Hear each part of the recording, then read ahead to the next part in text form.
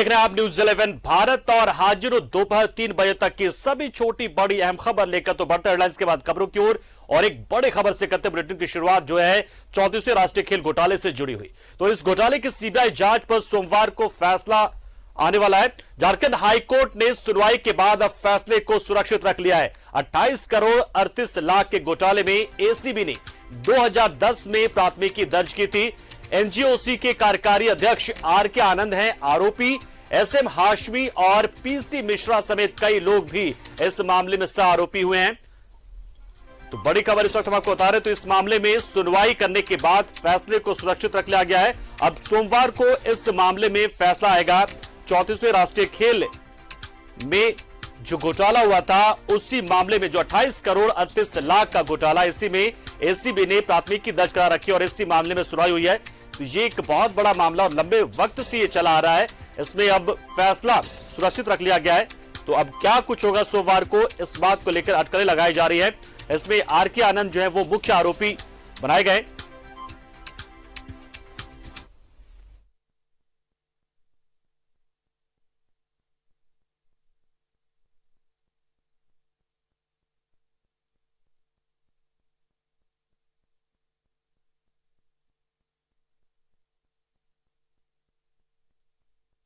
तो national games घोटाला के मामले में अब फैसला आना बाकी रह गया है।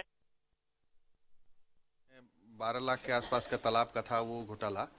उसमें एकदम स्पष्ट हो गया है कि पैसा तो खर्चा हो गया लेकिन बना नहीं। उसी तरह 336 करोड़ गवर्नमेंट ऑफ झारखंड ने 2016 में सैंक्शन।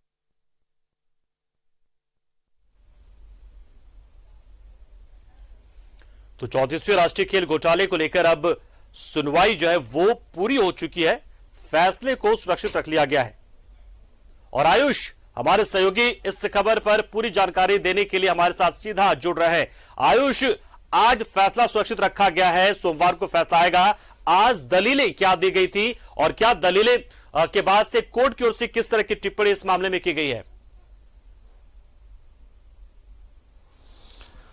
देखिए पंकज, सबसे पहले ये समझने की जरूरत है कि ये पूरा मामला क्या है। ये मामला है 34वें राष्ट्रीय खेल, जो कहीं ना कहीं झारखंड सरकार ने काफी देरी के बाद जो है खेल गांव, जिसको हम लोग जानते हैं आमतौर पे, वो बनाया था, उसमें आयोजन किया था। काफी भव्य तरीके से आयोजन हुआ था। पूरे शहर, पूरी रांची दुल्हन बनी हुई थी।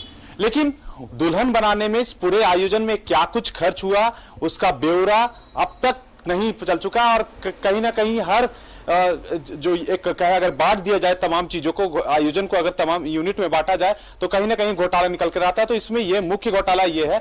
इसमें जो एसीबी ने जो मामला दर्ज किया था, ये खेल उपकरण का मामला था कि खेल उपकरण के जो खरीदारी है उसके लगभग 38 मतलब के आसपास का जो ये उपकरण का मामला था। लेकिन ये जो धीरे धीरे बढ़ा, तो आपको बता दें पंकज, ये जो पूरा स्पोर्ट कॉम्प्लेक्स का निर्माण है उसके निर्माण के पे ही सवाल उठ गया कि इसमें क्या कुछ निर्माण में कितना खर्चा हुआ, क्या कुछ अनियमितता बरती गई। और इसमें जो मुख्य आरोपी जो आर के आनंद है, हालांकि उन्होंने निचली अदालत से जमानत ले ली है, उन्होंने सरेंडर भी किया था।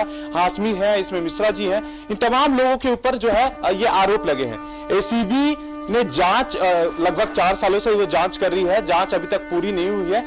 तो ऐसे में जो कह सकते हैं कि जो प्रार्थी है, प्रार्थी ने एक याचिका दाखिल की, जनहित याचिका, और इसकी जांच जो है सीबीआई से कराने की मांग कर डाली। इसी पे अदालत सुनवाई कर दी है। और अदालत लगभग आज अदालत में, जो मैं अदालत की कार्रवाई में कहीं ना कहीं सुन पाया हूं, उस सुनने में यही मुझे पता चला कि अदालत सोमवार को फैसला सुनाएगी।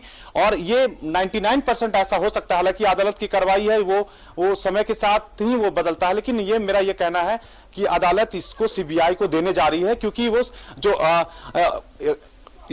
जो इन्वेस्टिगेशन किया गया है एसीबी की तरफ से उससे संतुष्ट नहीं है। उनका विजिलेंस का कहना है कि उनके पास कोई रिपोर्ट नहीं है। ये है, एसीबी कहती है कि उन्होंने रिपोर्ट भेज दिया है।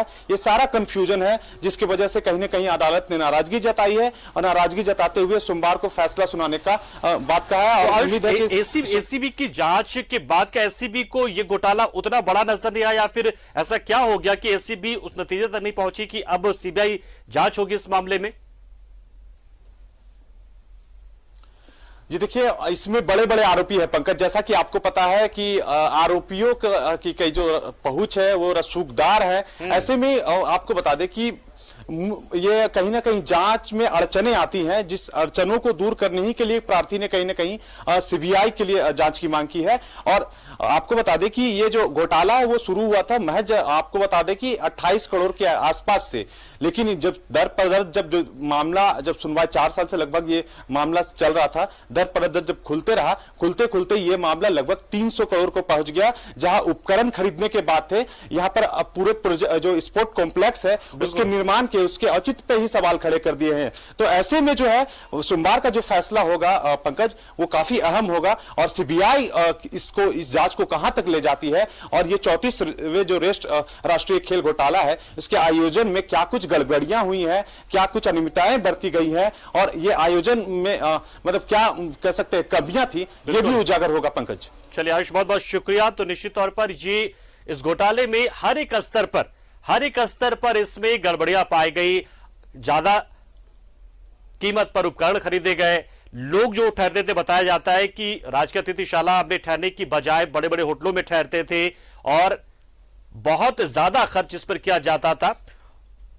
और गुणवत्ता को लेकर तो खैर सवाल पूछना ही नहीं है कि गुणवत्ता क्या रहा होगा उस वक्त। शुक्रिया आयुष आपका, बहुत बहुत हमारे साथ जुड़े, आप जानकारी आपने दी। अब देखना है कि सीबीआई को जब हस्तांतरित होगा ये मामला, सीबीआई इसको जांच करेगी तो एसीबी से क्या क्या इनपुट सीबीआई को मिलते हैं और सीबीआई इस मामले में तय तक जा पाती भी है या नहीं जा पाती है। बहुत बहुत शुक्रिया आयुष।